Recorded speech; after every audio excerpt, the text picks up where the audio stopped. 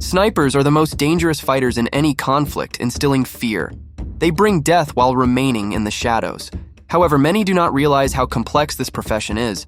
I will talk about the main myths and rules of snipers, from the actual shooting range to the bitter truth about how they are treated as prisoners. And in the end, you will learn why snipers do not shoot in the head and how they cope with the need to stay in hiding for hours, as there's no sneaking into the bushes here. Nowadays, a sniper is not just a shooter, but a fighter with skills in camouflage and observation, specializing in eliminating key targets, whether enemy snipers, officers, or other objectives. Armed with a sniper rifle with an optical sight and accessories for more precise aiming, they become true predators on the battlefield. Stealthy, silent, and deadly. A sniper must plan everything in advance, not just hide in the bushes hoping that the enemy will pass by someday. No.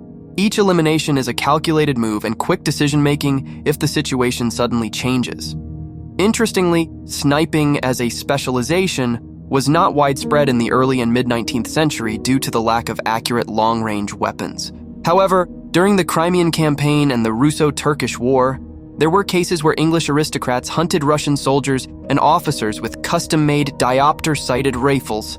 It is believed that this was the origin of the sniper military specialty. And now, let's debunk some stereotypes that have nothing to do with the truth. One of the most popular misconceptions I found is that snipers work alone. But no, a sniper is far from a lone wolf wandering the battlefield alone. In modern armies, snipers often work in pairs, sometimes even in threes or as part of a full unit of 7-10 people. The second member of the pair is not just someone carrying ammunition for the sniper. Their task is to protect the sniper while performing their tasks. Imagine this scene. The sniper is focused on the target through the scope, and their partner vigilantly guards their back to prevent unnoticed enemy approach. This is roughly how the classic sniper team works. But that's not all. The sniper's partner also plays the role of spotter and observer, providing information on weather conditions, humidity, temperature, and even what's happening in the enemy camp. Sometimes they switch roles to avoid eye fatigue. An interesting point is the transport of heavy weaponry. For example, the Barrett M82 anti-material sniper rifle weighs up to 33 pounds, so its parts are distributed between the sniper and their assistant. This way, they can move more efficiently and quickly. After all, it's hard to remain stealthy when dragging a fully loaded weapon alone, tongue sticking out. So, snipers almost never work alone, but let's go further. Now I'll tell you about another myth. Here's what I always see in movies: a sniper guaranteeing the destruction of the target with one shot. It's certainly very beautiful and dramatic, but it doesn't always correspond to reality. In fact, even the most professional snipers don't always hit the target on the first try, especially when shooting at long distances. According to most snipers, adjustments to the shot are often necessary, and the target falls only on the second shot. So, if someone claims they always hit the target on the first try, they most likely got lucky. Moreover, even the quietest sniper rifles cannot shoot completely silently. It's a deception of the big screen. A suppressor certainly helps make the shot less noticeable at a distance, removing muzzle flash, but it doesn't silence the sound as it is often portrayed. So, if in the next Hollywood movie, a sniper makes one shot and walks away, remember, in real life, things are a bit different. Sniping is an art that requires multiple adjustments and the ability to remain unnoticed even after the shot. It's not about climbing to a higher building, taking a shot, and running away.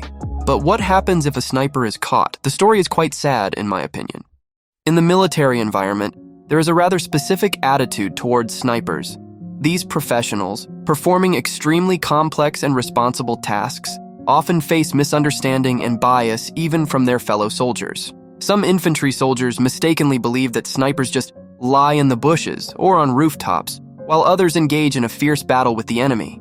But in reality, a sniper's work requires no less courage and professionalism than frontline service, and the attitude towards enemy snipers is even harsher. For most soldiers, the invisible enemy sniper is not just an enemy but a constant source of threat and concern. That's why, in times of war, snipers rarely end up as prisoners. Most military personnel prefer to eliminate those they believe fight unfairly on the spot. Moreover, in the world's conflict practices, there is often a prisoner exchange, and a sniper could very well return to the battlefield. And, of course, it's worth mentioning the revenge for fallen comrades who cannot defend themselves against a sniper. This applies to military pilots as well. They are disliked from both sides because infantry cannot retaliate against a bomb from the sky. Another important point I must tell you about is the shooting range.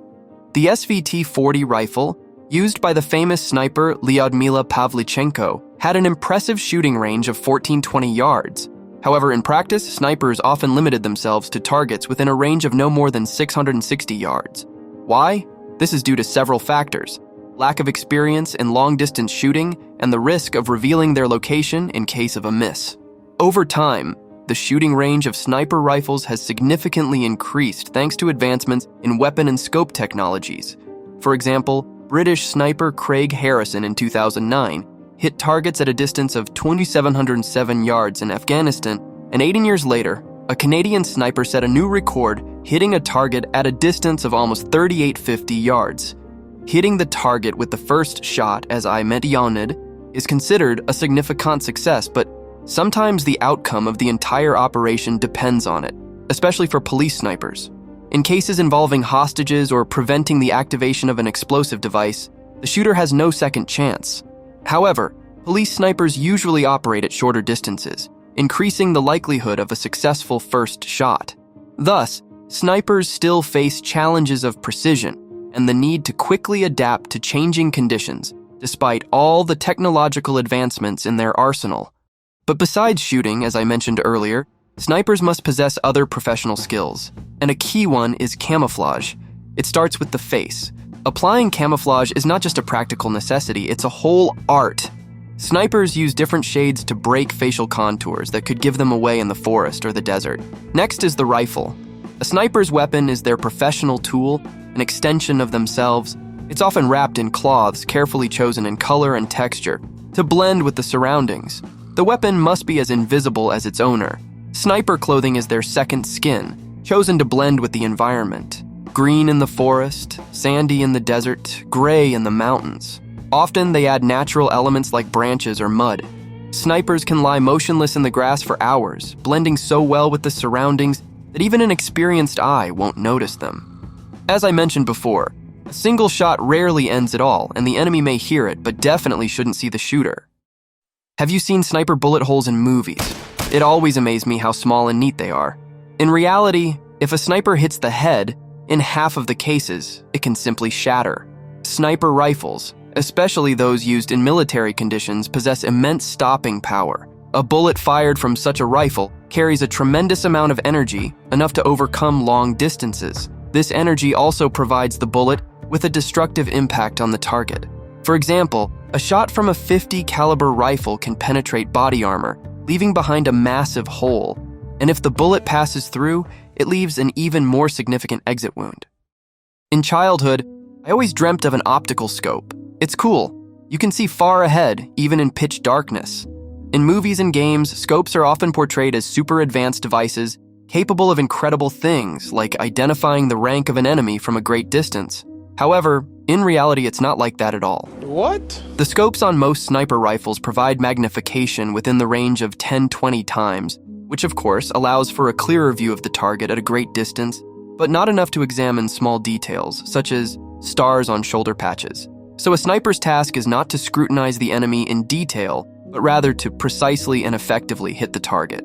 It's also important to understand that an accurate shot depends not only on whether the target is in the center of the crosshair. On some scopes, there isn't even the traditional crosshair marking. Instead, it's much more crucial to consider factors like wind, terrain features, temperature, and even the Coriolis effect related to the Earth's rotation. Therefore, it's foolish to think that a sniper is someone with good eyesight and the intellect to aim the crosshair at the enemy's head. It's much more complex, especially with headshots. I'll explain why now. The topic of headshots in sniper practice is indeed challenging.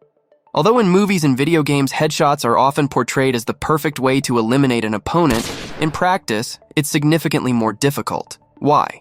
Firstly, the target's head is small compared to the rest of the body, making it more challenging to hit. Moreover, the head has high mobility, the target can turn it, making the task of precise aiming even more challenging.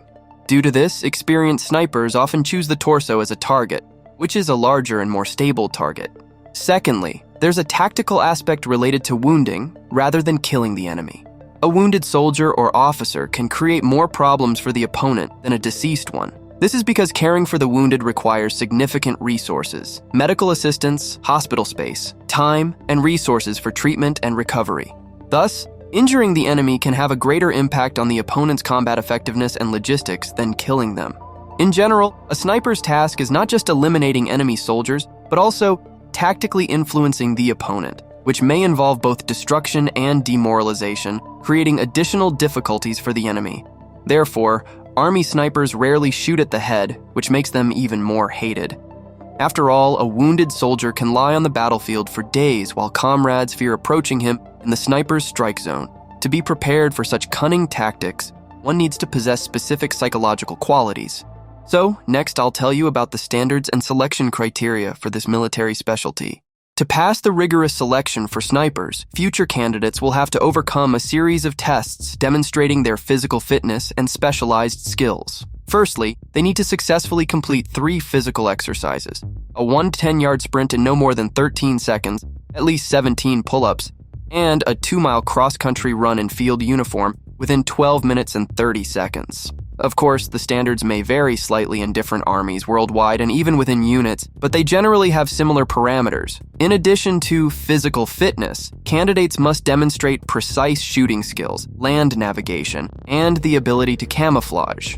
Special attention is given to observation and visual memory. Candidates must memorize and spot inconspicuous targets that are later moved and camouflaged. The candidate's ability to remain calm before shooting is also assessed, which is particularly crucial for shooting accuracy.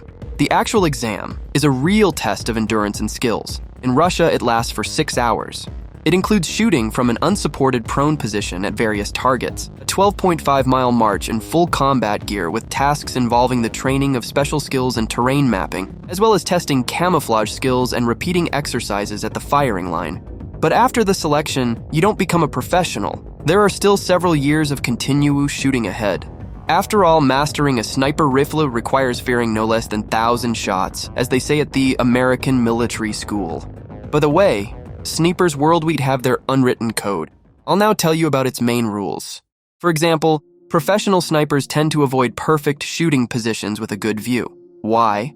More complex and less obvious positions reduce the risk of being exposed. After making a shot, snipers typically immediately change their position to avoid detection and elimination.